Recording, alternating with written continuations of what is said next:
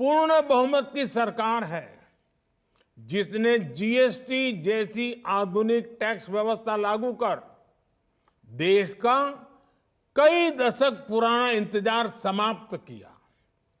यह हमारी सरकार है जिसने नारी शक्ति वंदन अधिनियम बनाकर देश की महिलाओं का बरसों पुराना इंतजार खत्म किया। यह हमारी सरकार है जिसने 3 तलाक के खिलाफ कानून बनाकर मुस्लिम बहन बेटियों में इंसाफ की उम्मीद बढ़ाई।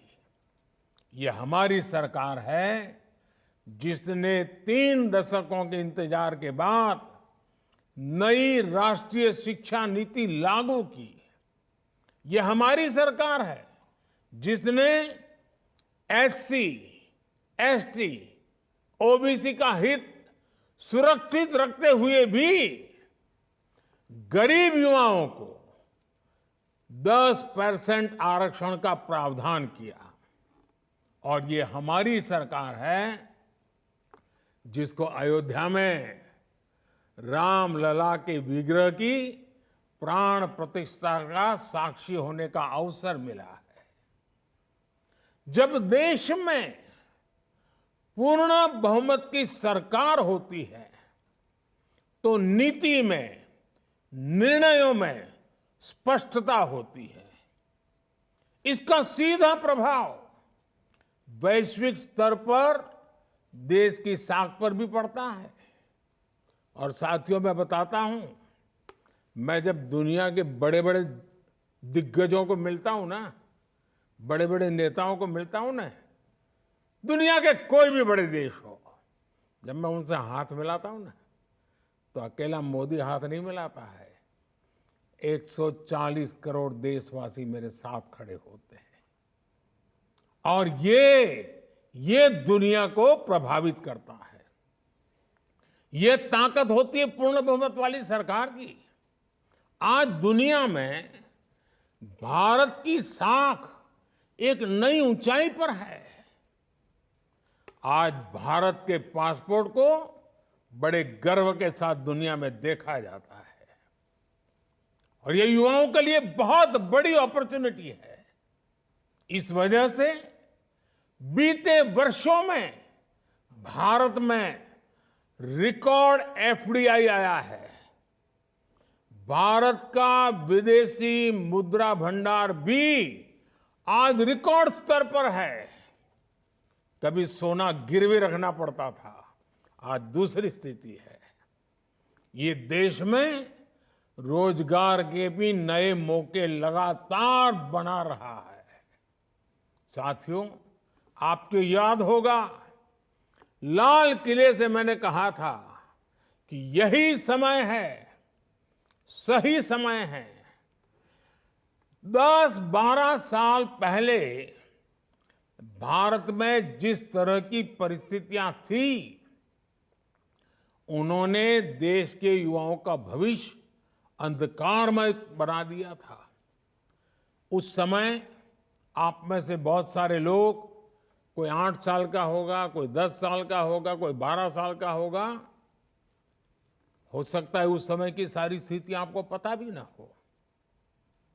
आज स्थितियां बदली है।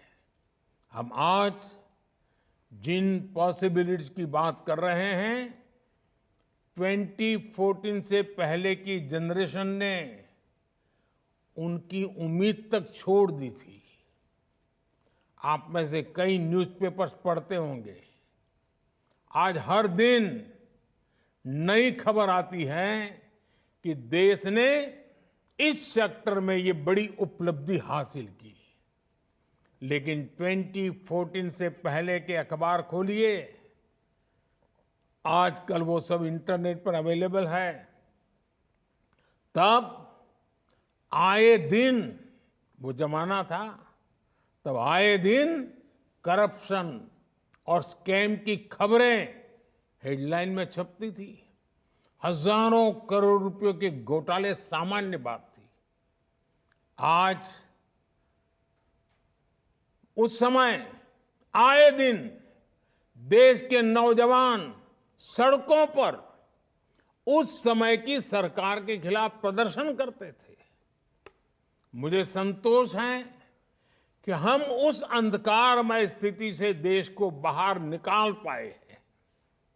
आज करप्शन की नहीं, क्रेडिबिलिटी की बात होती है। आज स्कैम की नहीं, सक्सेस स्टोरीज की बात होती है। तब भारत फ्रेजाइल 5 में था। दुनिया सोचती थी कि भारत खुद भी डूबेगा और हमें भी ले डूबेगा। आज भारत 5वीं बड़ी अर्थव्यवस्था है और दुनिया सोचती है कि भारत के विकास से उसका भी विकास होगा।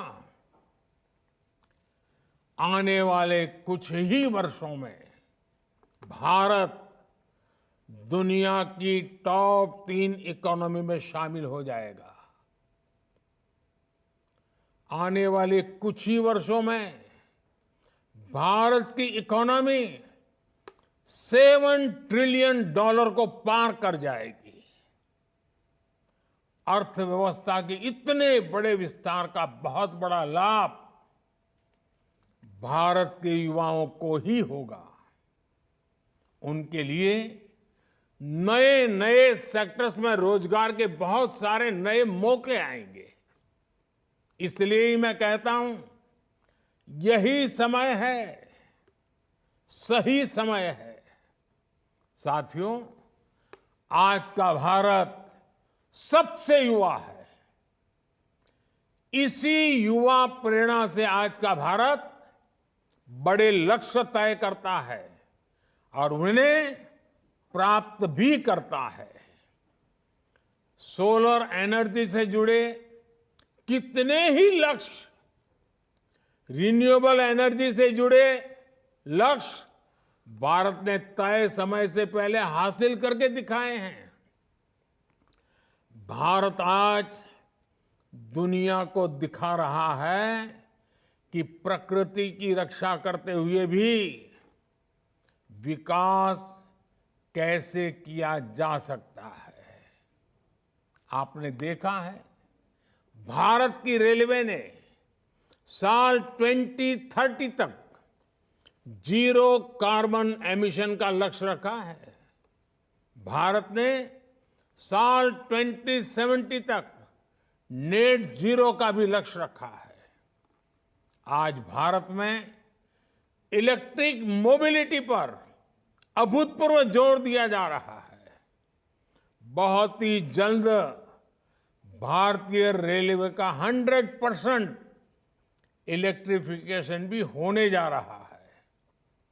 इसी 22 जनवरी को सरकार ने सोलर से जुड़ी बड़ी योजना का भी ऐलान किया है। इस योजना के तहत देश के 1 करोड़ घरों में सोलर रूफटॉप लगाने का लक्ष्य रखा गया है। सरकार का प्रयास है कि हमारे गरीब साथियों का, हमारे मध्यम वर्ग के परिवारों का बिजली बिल तो कम हो ही, कुछ लोगों का तो 0 बिल हो जाएगा। वो सिर्फ बिल नहीं, अपने घर के छत पर जो बिजली पैदा करेंगे वो बिजली सरकार खरीदेगी और ये परिवार बिजली बेचकर भी पैसे कमा सकें।